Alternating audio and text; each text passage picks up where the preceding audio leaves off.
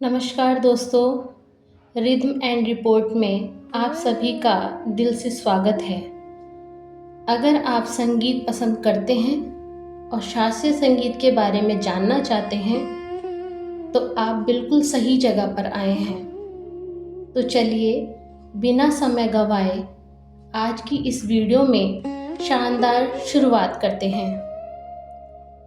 जहां सुरों की मिठास हो, जहां हर शब्द में संगीत का एहसास हो। आपका स्वागत है रिदम एंड रिपोर्ट में।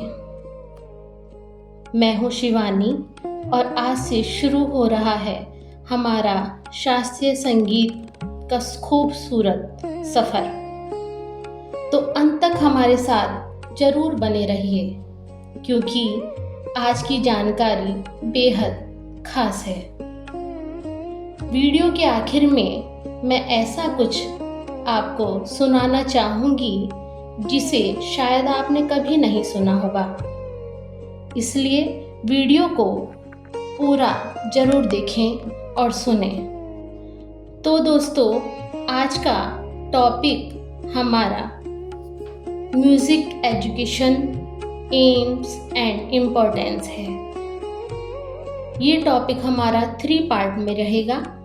आज हमारा फर्स्ट पार्ट है जिसे आप देख और सुन रहे हैं। चलिए स्टार्ट करते हैं। दोस्तों, ज्ञान, विद्या, अभ्यास और अनुभव से युक्त वे प्रक्रिया जिसके माध्यम से योग्य व्यक्ति अयोग्य व्यक्ति की वृत्तियों का परिष्कार किया जाए।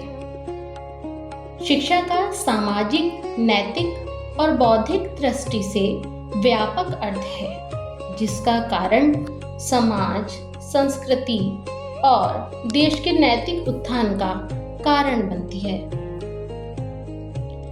शैक्षणिक प्रक्रिया मानव के अपने अपने व्यक्तित्व का संतुलन बनाए रखने की योग्यता उत्पन्न कर उसे सभ्य, सुसंस्कृत, सुयोग्य और सौहार्द होने का अधिकार प्रदान करता है। इसलिए ये कहना बिल्कुल भी गलत नहीं होगा कि शिक्षा से मनुष्य के आंतरिक और बाह्य के विकास के लिए एजुकेशन की इम्पोर्टेंस अथाह है।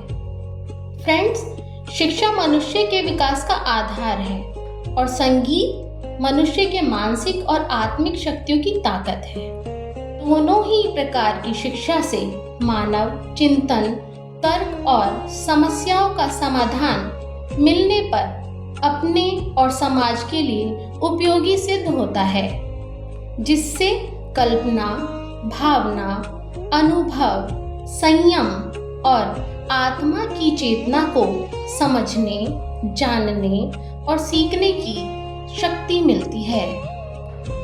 इसी प्रकार जीवन को सौंदर्य की शारीरिक और मानसिकता का आस्वादन करने के पश्चात आध्यात्मिक भावना से प्रेरित होकर सौंदर्य के अलौकिक रूप को सौंदर्य शास्त्र नाम से भी जाना जाता है।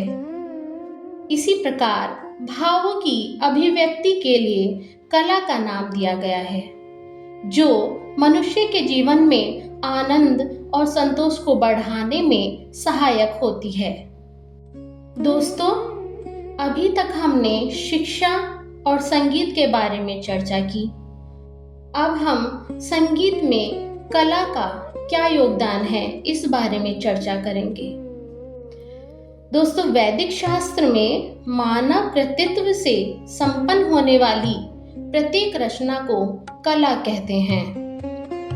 वैदिक शास्त्र में 64 कलाओं का निर्देश दिया गया है, लेकिन सभी रसोत्पत्ति के लिए सक्षम नहीं हैं।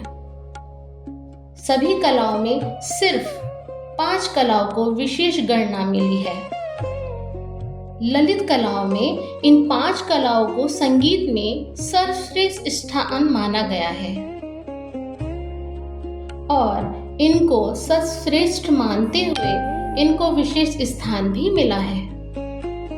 संगीत कला के शैक्षणिक महत्व पर चर्चा करने से पहले ये जानना जरूरी है क्या होता है ललित कला, जिससे मनुष्य जीवन में कुछ ऐसा विशेष हो जिसे हम बता पाएं। ललित कला से मनुष्य जीवन में मस्तिष्क का आकर्षण और उसके बाद रसानुभूति चरमोत्कर्ष अवस्था में होती है और उसका नैतिक उत्थान भी होता है। संगीत में देखा जाए तो संगीत ललित कला से बाहरी और आंतरिक सौंदर्य की दृष्टि से सौंदर्य शास्त्र के अध्ययन की अपेक्षा रखता है और संगीत में निहित सारभूत तत्व की गरिमा की भी अपेक्षा रखता है। तो चलिए दोस्तों, आज के इस टॉपिक की चर्चा को यहीं पर विराम देते हैं। फिर से मिलेंगे इस टॉपिक पर आगे की चर्चा को बढ़ाते हुए। हम आशा करते हैं कि आप सभी को हमारा टॉपिक समझ आया होगा। टॉपिक का उद्देश्य आप सभी तक संगीत से जुड़ी जानकारी और ज्ञान को देना है। हम उम्मीद करते हैं कि आप सभी टॉपिक देखने, पढ़ने और सुनने के बाद अपना स्नेह जरूर देंगे। प्लीज़ हमें सपोर्ट करें और अपना खूबसूरत सा कमेंट हमें ब्लेसिंग्स के रूप में देकर जाएं। दोस्तों, वीडियो की शुरुआत करते समय आप सभी से मैंने वादा किया था कि जब वीडियो पूरा हो जाएगा तो मैं आपको कुछ सुनाना चाहूँगी जिसे आपने नहीं सुना होगा। तो वो ये शब्द हैं जो मेरी तरफ से आप सभी के लिए हैं। सुरों का रिश्ता यूं ही निभाते रहिए। सुरों का रिश्ता यूं ही निभाते रहिए, मुस्कुराते रहिए, गुनगुनाते रहिए। सुरों का रिश्ता यूं ही निभाते रहिए, मुस्कुराते रहिए, गुनगुनाते रहिए।